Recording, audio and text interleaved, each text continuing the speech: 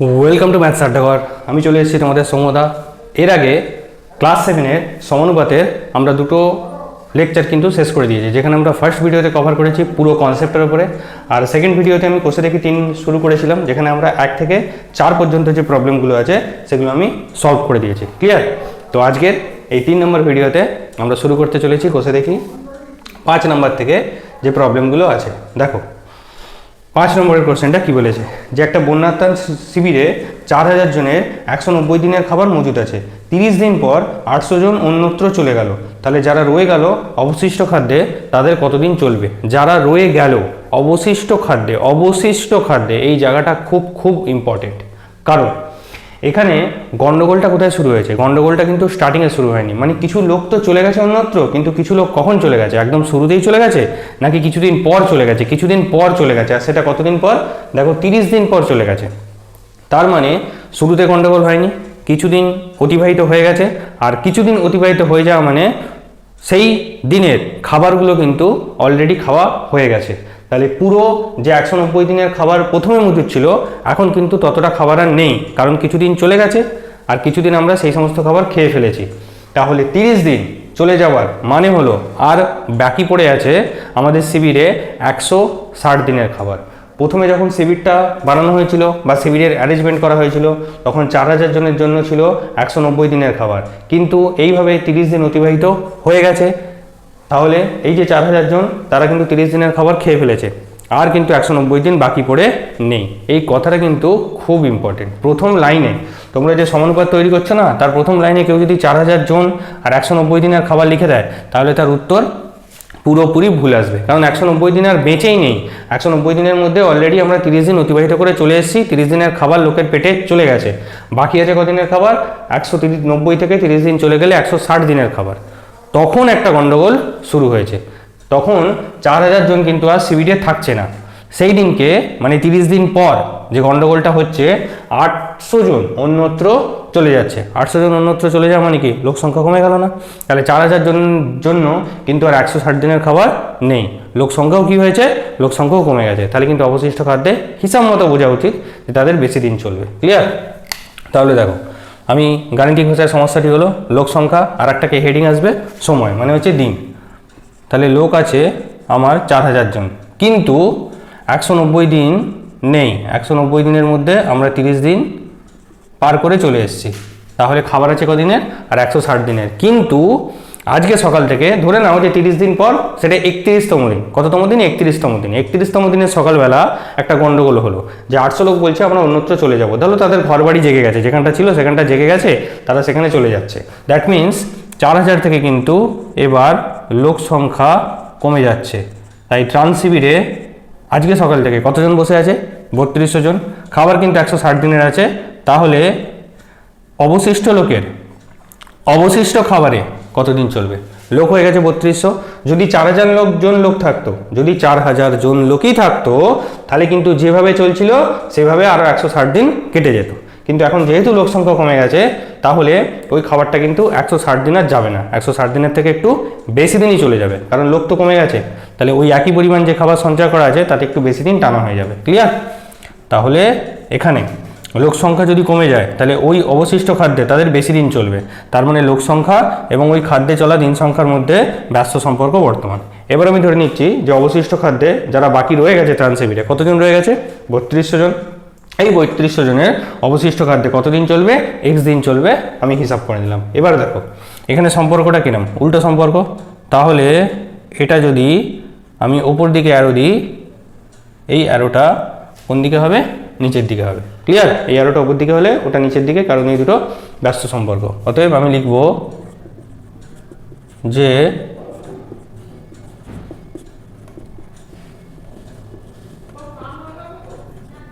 ব্যস্ত অনুপাতটি লিখে পাই, কি পাচ্ছি দেখো, 3200:4000, 3200:4000 সমানুপাত 160:x।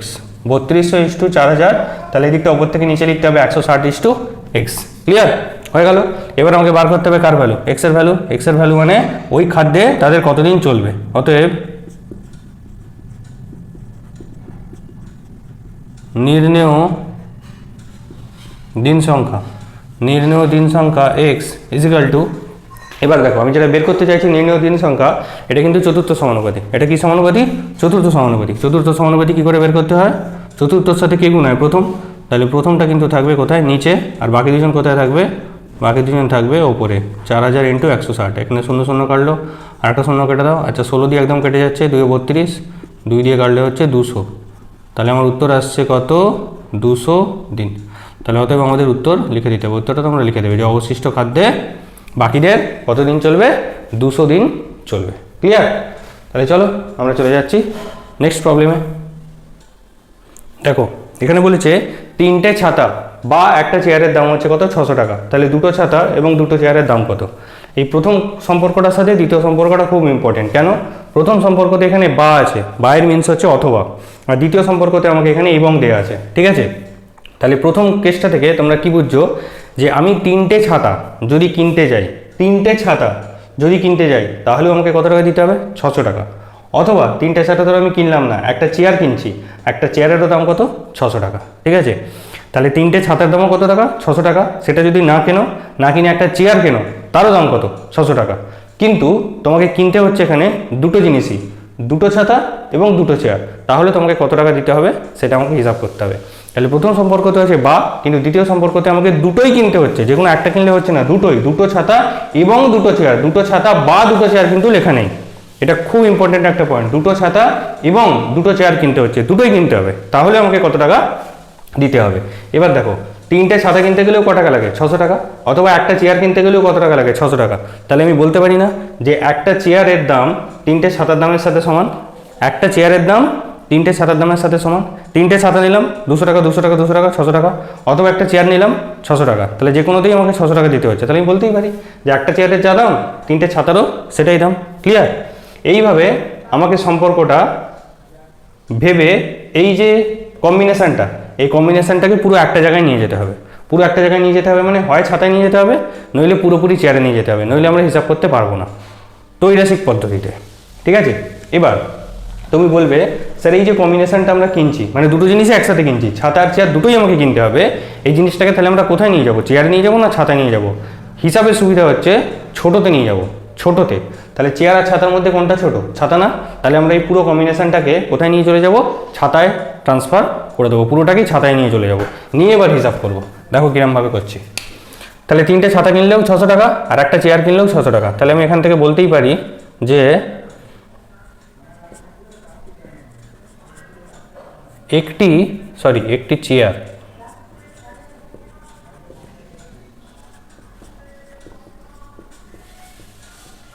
চেয়ার সমান কটা ছাতা?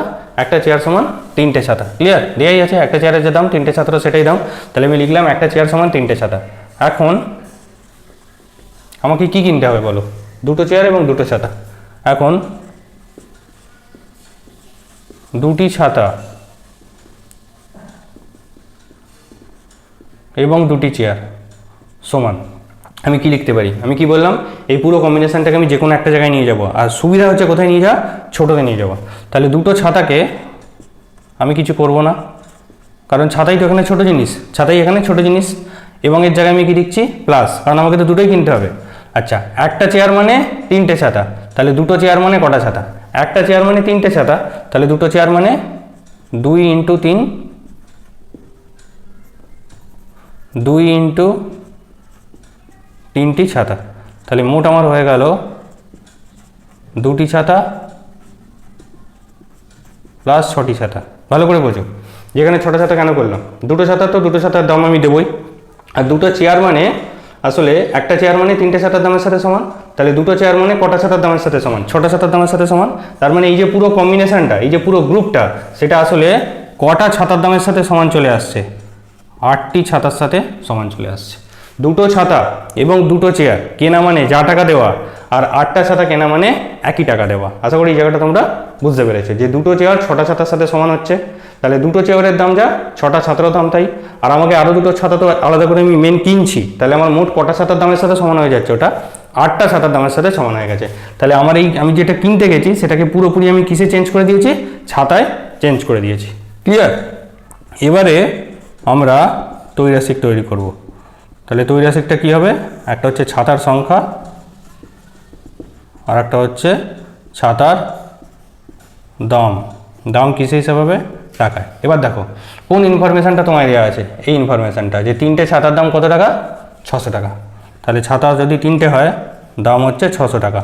আর আমি যেটা কিনতে গেছি এখন সেটা কটা ছাতার সাথে সমান, সেইটা হচ্ছে 8টা ছাতার সাথে সমান।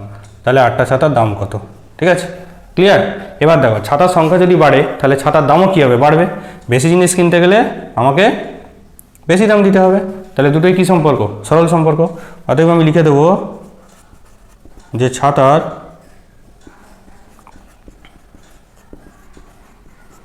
সংখ্যা বাড়লে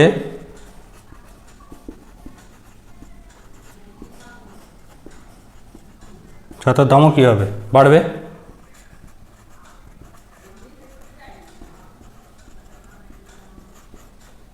অর্থাৎ এদের মধ্যে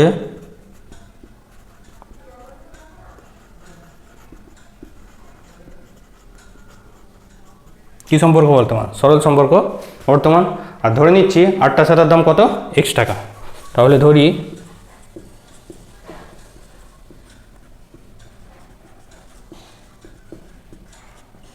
8টি ছাতার দাম কত টাকা, 8টি ছাতার দাম হলো x টাকা, ক্লিয়ার। তাহলে এবার সরল সমানুপাতটি লিখে পাই। তাহলে এবার সরল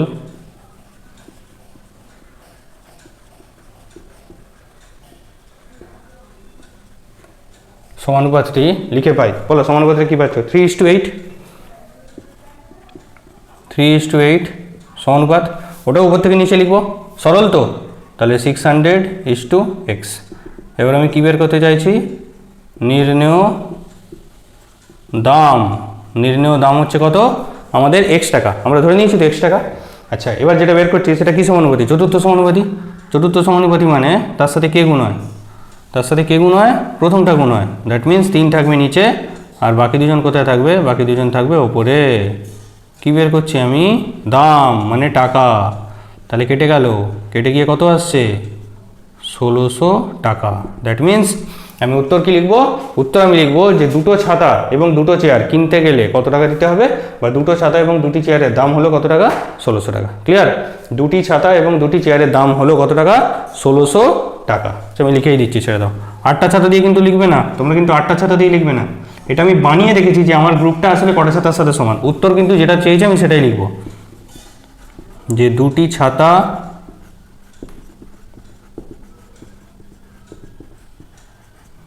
এবং দুটি চেয়ারের দাম হলো কত টাকা, 1600 টাকা, ক্লিয়ার। তাহলে চলো এরপরে আমরা নেক্সট অঙ্কে চলে যাচ্ছি। দেখো আমাদের নেক্সট অঙ্ক হচ্ছে 9টা। এবার তোমরা বলবে যে 7এরটা আর 8এরটা স্যার করলেন না কেন। দেখো 7এরটা বেসিক্যালি কিছু নেই, তোমাকে একটা নিজের মতো বানাতে বলেছে যে তোমাদের শ্রেণীতে আজকে কতজন উপস্থিত আছে, অনুপস্থিত আছে। আর ষষ্ঠ শ্রেণী, তোমরা যেহেতু এটা ক্লাস 7-এর বই, তাহলে তোমরা ধরে নেবে সপ্তম শ্রেণীতে যে কোনো একটা নাম্বার ধরে নেবে, ইজি। ধরো আমাদের শ্রেণীতে 100 জন আছে, তার মধ্যে আজকে উপস্থিত আছে 85 জন আর 15 জন অনুপস্থিত আছে। তাহলে রেশিও বের করে নেবে, ঠিক আছে। 5 দিয়ে কাটলে কত হবে, 17 5 85, আর এদিকে হচ্ছে তোমার 17:1, 17 সরি 100 ধরো তোমাদের মধ্যে ধরে নিলে যে 100 জন উপস্থিত আছে, আর এই 100 জনের মধ্যে কতজন উপস্থিত আছে, 85 জন উপস্থিত আছে আর 15 জন অনুপস্থিত আছে। তাহলে অনুপাত কত আসছে, অনুপাত যদি তুমি করো তাহলে 5 দিয়ে কাটলে এটা হচ্ছে 17 আর 5 দিয়ে কাটলে এটা হচ্ছে 3, 17:3, ঠিক আছে। আর ষষ্ঠ শ্রেণীতেও ধরো 100 জন আছে, 100 জনের মধ্যে ধরো 80 জন এসছে আর 20 জন আসেনি অনুপস্থিত। তাহলে এদের মধ্যে রেশিও কত, এদের মধ্যে রেশিও হচ্ছে, তুমি কী দিয়ে কেটে দেবে, একদম 20 দিয়ে কেটে দাও। 20 দিয়ে কাটলে 4 আর 20 দিয়ে কাটলে 1। তাহলে একটা অনুপাত হচ্ছে 17:3 আর একটা অনুপাত হচ্ছে 4:1, ঠিক আছে। তাহলে এই দুটো অনুপাত কি সমান, এই দুটো অনুপাত সমান নয়, ক্লিয়ার। আচ্ছা নেক্সট ধরো 8এরটা ঘরের নাম্বার গুনতে বলেছে, ঘরের নাম্বার গুনে করে দেবে। দেখো লাল ঘরের সংখ্যা, লাল তোমরা কালার দেখতে পাচ্ছ, লাল ঘর গুনবে কতগুলো আছে, তার সাথে ধরো নীল ঘর গুনবে কতগুলো আছে, তার অনুপাত করে দেবে। ধরো কথার কথা বলছি, লাল ঘর আছে 24টা আর নীল ঘর আছে 6টা, তাহলে ওদের অনুপাত কত হবে, 24:6, ক্লিয়ার। চলো নেক্সট হচ্ছে 9এর প্রবলেমটায় চলে এসো। 9এর প্রবলেমটা বলেছে যে দুটো শরবত আছে, দুটো শরবতে সিরাপার জলের পরিমাণ, একটা শরবতে সিরাপার জল আছে 2:5 আর একটা শরবতে আছে 6:10। দেখো সিরাপের অনুপাতটা হচ্ছে 2 আর জলেরটা হচ্ছে কিন্তু 5। তাহলে প্রথম গ্লাসে যে শরবতটা আছে সেটা ধরো সিরাপার জল আছে 2:5 আর দ্বিতীয় গ্লাসে আরেকটা শরবত আছে সেটায় সিরাপার জল আছে 6:10। আমাকে চেক করতে বলেছে যে কোনটা বেশি মিষ্টি, ঠিক আছে। তাহলে আমি এখানে লিখবো যে প্রথম গ্লাসে বা প্রথম গ্লাসে লিখবো না, সরি, আমি লিখব প্রথম শরবতে সিরাপ ইস্টু জল সমান কত পাচ্ছি? 2:5। প্রথম শরবতে সিরাপ ইস্টু জল সমান কত? 2:5। অতএব আমি এটা লিখতে পারি যে 5 ভাগ জলে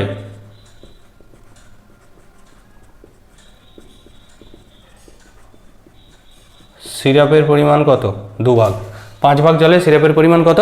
সিরাপের পরিমাণ হচ্ছে 2 ভাগ। এবার হচ্ছে দ্বিতীয় শরবতে চলে আসো। দ্বিতীয়, আমার মনে হচ্ছে ওপরের হাতের লেখাটা একটু ছোট হয়ে গেছে, তাহলে দ্বিতীয় শরবতে সিরাপ ইস্টু জল, প্রথম শরবতে দ্বিতীয় শরবতে, দ্বিতীয় শরবতে সিরাপ ইস্টু জল সমান কত দেওয়া আছে? 6:10। আচ্ছা, 6:10কে কিন্তু আমরা ছোটো করতে পারবো, 2 দিয়ে কাটলে 3 আর 2 দিয়ে কাটলে 5, তাহলে উত্তর আসছে আমার 3/5, দ্যাট মিন্স 3:5। ক্লিয়ার? তাহলে আমি লিখতে পারবো যে এখানে মানে দ্বিতীয় শরবতে 5 ভাগ জলে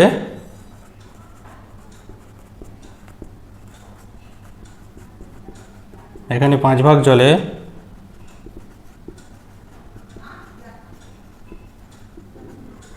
সিরাপের পরিমাণ কত ভাগ? সিরাপের পরিমাণ 3 ভাগ।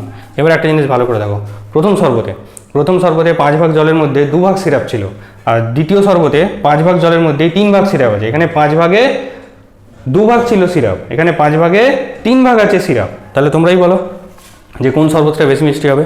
কোথায় আমি জলের সাথে বেশি সিরাপ মিশিয়ে দিয়েছি? কোথায় আমি জলের সাথে বেশি সিরাপ মিশিয়ে দিয়েছি? অবশ্যটাই কোথায়? দ্বিতীয়তে। তাহলে আমি এখানে উত্তর লিখে দিচ্ছি। অতএব দ্বিতীয় শরবতটি বেশি মিষ্টি। ক্লিয়ার? অতএব দ্বিতীয় শরবতটি বেশি মিষ্টি। বা এটা তোমরা কিন্তু ভগ্নাংশ হিসেবে চেক করেও দেখতে পারো, যেমন তোমরা আগের চ্যাপ্টারে করছিলে। ধরো এটা হচ্ছে 2/5, প্রথম শরবতের অনুপাতটা কত? 2/5।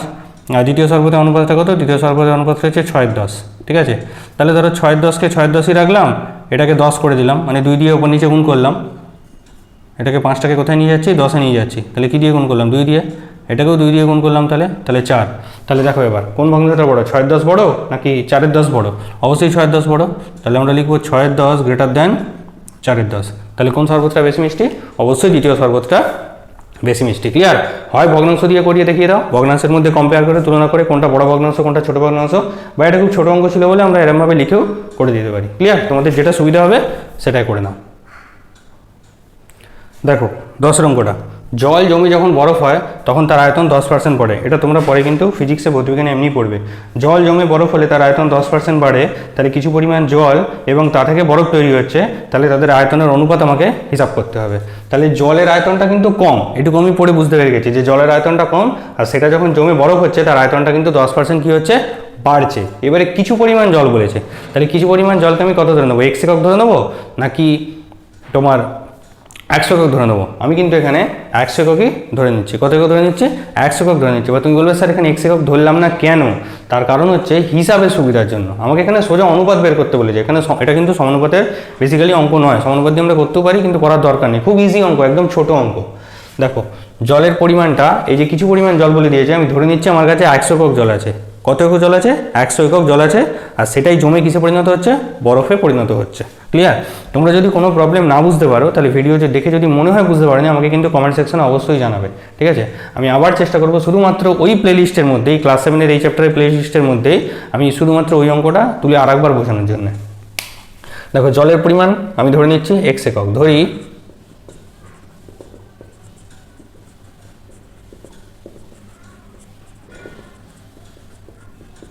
ধরি জলের পরিমাণ কত একক? ধরি জলের পরিমাণ 100 একক। ঠিক আছে? এবার জল যখন জমে বরফ হয়, জল জমে বরফ হলে 10% আয়তন কি হয়? 10% আয়তন বাড়ে। ঠিক আছে? অতএব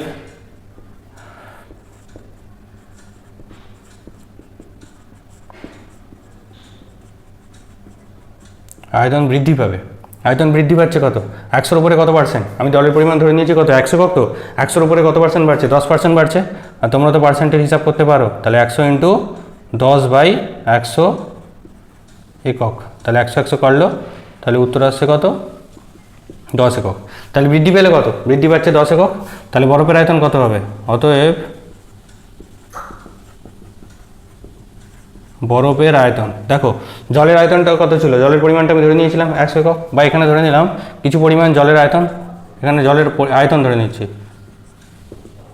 ধরি জলের আয়তন কত একক? 100 একক। এবার সেটা কী করেছে? 10% বৃদ্ধি পেয়েছে। 10% বৃদ্ধি পাওয়া মানে কত একক বৃদ্ধি পেয়েছে? 10 একক বৃদ্ধি পেয়েছে শুধুমাত্র। তাহলে 100 এককে বৃদ্ধি পেয়েছে কত? 10 একক। তাহলে বরফের আয়তন কত হবে?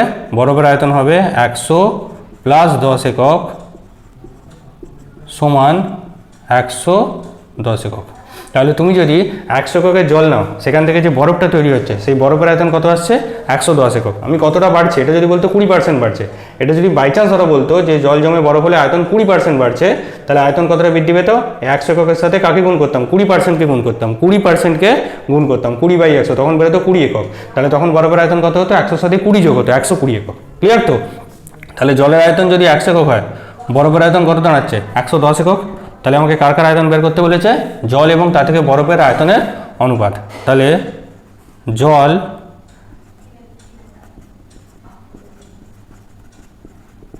এবং বরফের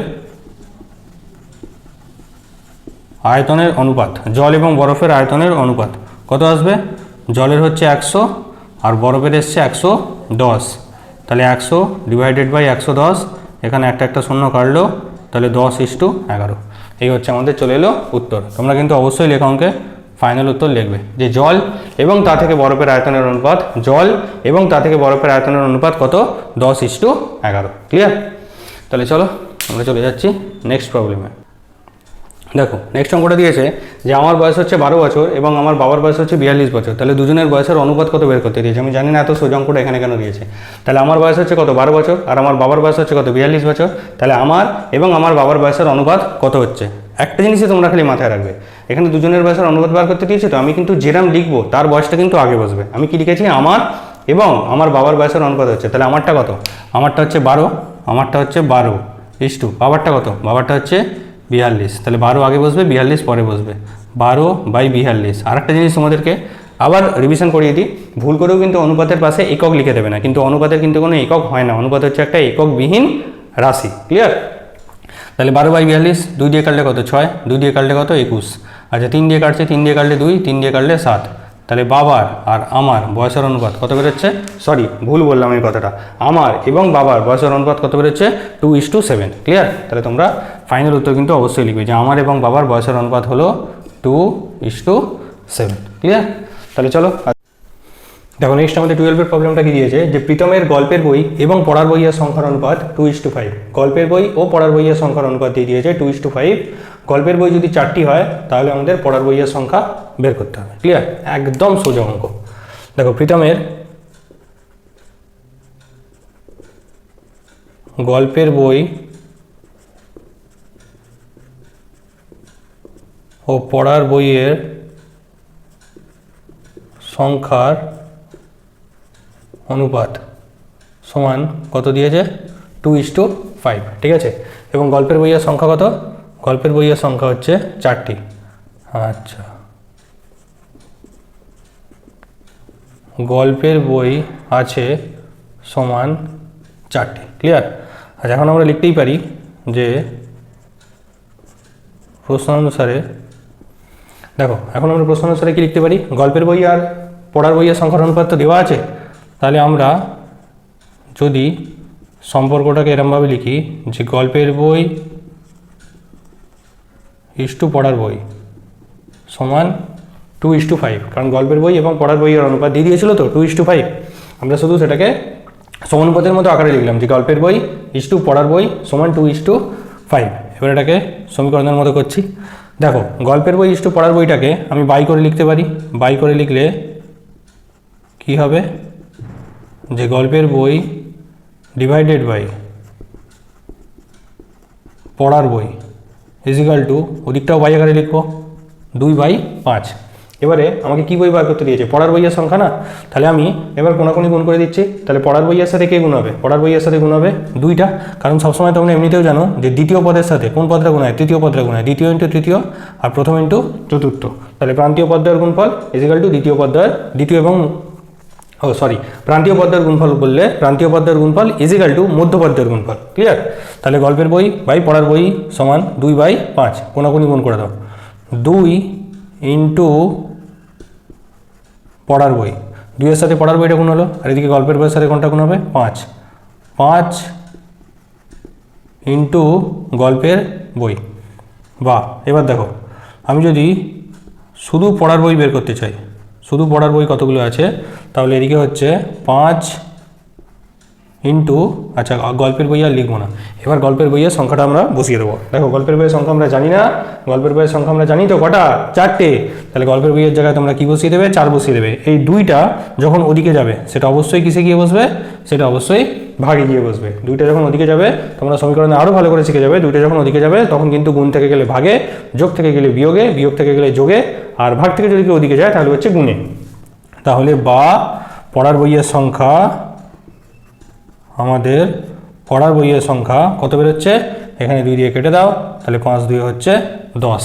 ক্লিয়ার? অতএব তোমরা ফাইনাল উত্তর লিখে দেবে যে পড়ার বইয়ের সংখ্যা আছে কটি, 10টি। আবার একবার বুঝিয়ে দিচ্ছি, গল্পের বই ইস্টু পড়ার বই সমান কত, 2:5। এবার ইস্টু মানে কি, সেটাকে বাই আকারে লেখা যায়, তাহলে আমি লিখতে পারি গল্পের বই বাই পড়ার বই সমান 2/5।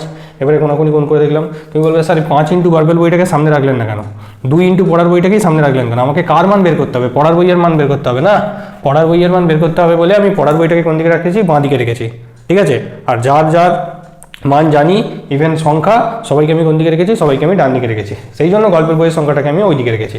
তাহলে 5 ইন্টু গল্পের বই, এবার 2টাকে আমি যদি সাইড চেঞ্জ করে ওদিকে নিয়ে যাই, কিসে যাবে, ভাগে, কাটাকুটি হয়ে আমার উত্তর কত আসছে, 10। ওদের পড়ার বইয়ের সংখ্যা হলো 10টি। ক্লিয়ার? চলো নেক্সট অঙ্কটা দেখে নিই। দেখো আমাকে এখানে জানতে চেয়েছে যে মালা গাঁথার জন্য জবা এবং গাঁদা ফুল মিলিয়ে মোট 105টা ফুল তোলা হয়েছে। জবা ফুল আর গাঁদা ফুলের যে অনুপাত আছে সেটা হচ্ছে 3:4। তাহলে সংখ্যায় কটা করে ফুল আছে বের করতে হবে, গাঁদা ফুল কটা আছে এবং জবা ফুল কটা আছে, আর তারপরে হচ্ছে কতগুলো জবা ফুল দিলে 2 রকম ফুলের অনুপাত সমান হয়ে যাবে। আচ্ছা 2 রকম ফুলের অনুপাত সমান কখন হবে, যখন দুটো ফুল সংখ্যায় সমান হয়ে যাবে। ধরো আমার কাছেও যদি 300 টাকা থাকে, আরেকজনের কাছেও যদি 300 টাকা থাকে, তবেই না 300:300 করলে উত্তর 1:1 আসবে। তাহলে দুজনের কাছে যদি সমান পরিমাণ থাকে তখনই অনুপাত সমান আসবে। ক্লিয়ার? তাহলে এখানে মোট মূলের সংখ্যা দিয়ে দিয়েছে, কটা ফুল আছে, মোট ফুল আছে 105টা, আর জবা এবং গাঁদারও অনুপাত দিয়ে দিয়েছে, কত দিয়ে দিয়েছে, 3:4।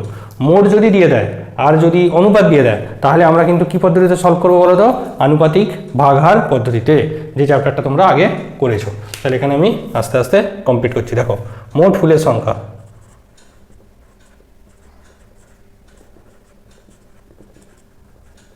মোট ফুলের সংখ্যা সমান কত, 105টি। এবারে জবা আর গাঁদা, জবা ফুল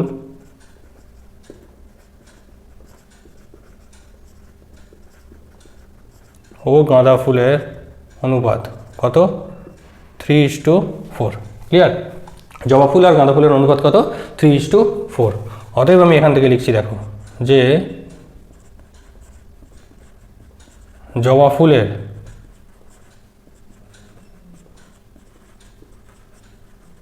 আনুপাতিক ভাগার, জবা ফুলের আনুপাতিক ভাগার কত বেরোবে, যে কোনো কারোর যখন আনুপাতিক ভাগার বের করব তখন তার যে অনুপাতটা সেটা বসবে উপরে, আর টোটাল অনুপাতটা বসবে কোথায়, নিচে। তাহলে জবা ফুলের অনুপাত কত, 3 না, তাহলে 3 কোথায় বসবে, ওপরে, আর টোটাল অনুপাত মানে 3 আর 4-এর যোগফল, সেটা বসবে নিচে। দ্যাট মিনস জবা ফুলের আনুপাতিক ভাগার কত বেরিয়ে গেল, 3/7। ওকে, এবার চলে এসো গাঁদা ফুলের আনুপাতিক ভাগার। এবারে আমি লিখছি যে অতএব গাঁদা ফুলের আনুপাতিক ভাগার, আর আমি লিখছি না, গাঁদা ফুলের আনুপাতিক ভাগার। এবারে গাঁদা ফুলের অনুপাত কোনটা, 4, তাহলে 4 কোথায় থাকবে, ওপরে, আর টোটালটা কোথায় থাকবে, নিচে। তাহলে গাঁদা ফুলের আনুপাতিক ভাগার কত চলে এলো, 4/7। এবার দেখো সংখ্যা কী করে বার করবো, যে যার আনুপাতিক ভাগার বের করার পরে মোটের সাথে তার আনুপাতিক ভাগারটা গুণ করে দেবে, তাহলেই তার মান বেরিয়ে যাবে। তাহলে আমরা যখন জবা ফুলের সংখ্যা বের করব, মোটের সাথে জবা ফুলের আনুপাতিক ভাগার গুণ করে দেবো, জবা ফুলের সংখ্যা বেরিয়ে যাবে। যখন গাঁদা ফুলের সংখ্যা বের করব, মোটের সাথে গাঁদা ফুলের আনুপাতিক ভাগার গুণ করে দেবো, গাঁদা ফুলের সংখ্যা বেরিয়ে যাবে। যখন কারোর সংখ্যা আমরা বের করব আনুপাতিক ভাগার পদ্ধতিতে, তখন সবসময় মোটের সাথে বা টোটালের সাথে তার নিজস্ব অনুপাতিক ভাগারটা গুণ করে দেবো, তাহলেই তার মানটা আমাদের কিন্তু হাতে চলে আসবে। দ্যাট মিনস এখানে আমরা বের করছি অতএব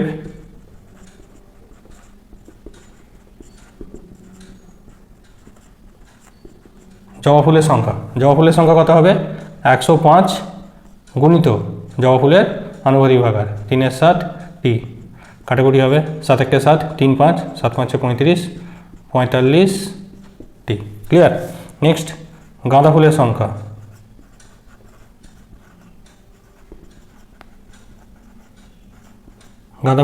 হচ্ছে 105, তার সাথে গুণ করতে হবে গাঁদা ফুলের আনুপাতিক ভাগার 4 7, 7 দিয়ে কাটলে সেই একই জিনিস। এখানেও তো ভুল করলাম, 7 1 7, 3 5, 7 5 35, না ঠিকই আছে। 15 4 কটা? 60টা। তাহলে গাঁদা ফুলের সংখ্যা কটা বেরিয়ে গেল? 60টা। তাহলে যে যার ফুলের সংখ্যা বেরিয়ে গেছে। এখনও একটা পার্ট বাকি আছে। এখন আমাকে বলেছে কতগুলো জবা ফুল দিলে। দেখো জবা ফুলের সংখ্যা কম আছে না, 45টা, আর গাঁদা ফুলের সংখ্যা বেশি আছে, কটা আছে? 60টা। তাহলে দুটো অনুপাত সমান করতে বলেছে, দ্যাট মিনস জবা ফুল আর গাঁদা ফুলের সংখ্যা সমান করতে হবে। তাহলে জবা ফুল 45টা আছে, আর কতগুলো দিলে 60টা হয়ে যাবে, বের করে ফেললেই হবে। অতএব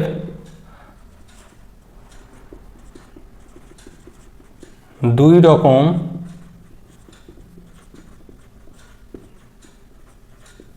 ফুলের অনুপাত সমান করতে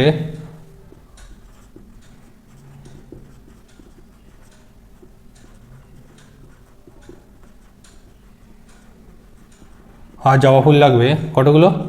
আছে কটা জবা ফুল? 45টা। করতে হবে কটা? আর 60টা, তবেই না দুজনের সংখ্যা সমান হবে। তাহলে 60 মাইনাস 45টি, অতএব 15টি। তাহলে তোমরা উত্তর লিখে দেবে যে দুটি ফুলের সংখ্যা কত করে আছে, যে 105টি ফুলের মধ্যে জবা ফুল হলো 45টি এবং গাঁদা ফুল হলো 60টি, এবং আরও 15টি জবা ফুল দিলে তবে দুরকম ফুলের অনুপাত সমান হবে। ক্লিয়ার? দুটো উত্তর হবে কিন্তু। 105টি ফুলের মধ্যে জবা ফুলের সংখ্যা 45টি, বা জবা ফুল আছে 45টি এবং গাঁদা ফুল আছে 60টি, এবং দ্বিতীয় উত্তর হচ্ছে আরও 15টি জবা ফুল দিলে তবে দুরকম ফুলের সংখ্যার অনুপাত বা দুরকম ফুলের অনুপাত সমান হবে। ক্লিয়ার? তো চলো, এই হয়ে গেল আমাদের 3 নম্বর ভিডিও। আমাদের কোন চ্যাপ্টারের? 3 নম্বর চ্যাপ্টার সমানুপাতি, ক্লাস 7-এর। তো এর সাথে সাথে আমাদের এই চ্যাপ্টারটাও কিন্তু কমপ্লিট হয়ে গেল। তো তোমাদের ভিডিও যদি প্লিজ ভালো লেগে থাকে তাহলে ভিডিওটা লাইক করো, আর চ্যানেলটা প্লিজ সাবস্ক্রাইব করে দিও, আর পারলে বন্ধুদের সাথেও শেয়ার করো। দেখা হচ্ছে তোমাদের সাথে নেক্সট ভিডিওতে, যেখানে আমি নিয়ে আসবো 4 নম্বর চ্যাপ্টার, অর্থাৎ পূর্ণ সংখ্যার যোগ বিয়োগ গুণ ভাগ, এইসব নিয়ে আমাদের মধ্যে আলোচনা হবে। তো ততক্ষণ টেক কেয়ার, বাই বাই, আর ভালো করে কিন্তু পড়াশোনা করো।